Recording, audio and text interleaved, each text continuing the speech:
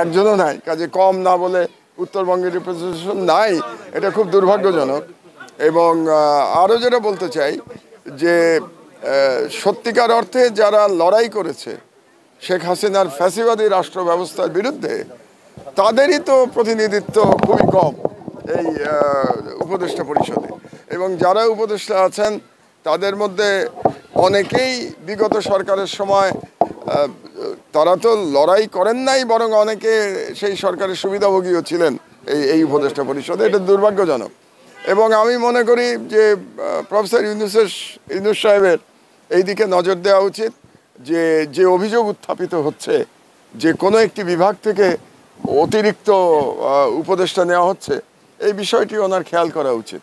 তো আপনাদের দাবির সাথে আমি একাত্মতা বোধ করছি যে এটা নিয়ে তো বিতর্কের কোনো সুযোগ নাই যে সত্যি সত্যি উত্তরবঙ্গের রিপ্রেজেন্টেশন এই উপদেষ্টা পরিষদে নাই। তবে আরেকটি কথা আপনাদেরকে বলতে চাচ্ছি, এটা তো একটি অন্তর্বর্তীকালীন সরকার, সুতরাং পরবর্তী যে নির্বাচিত সরকার আসবে তারা নিশ্চয়ই উত্তরবঙ্গের দিকে নজর দেবে বলে আমি আশা করতে চাই।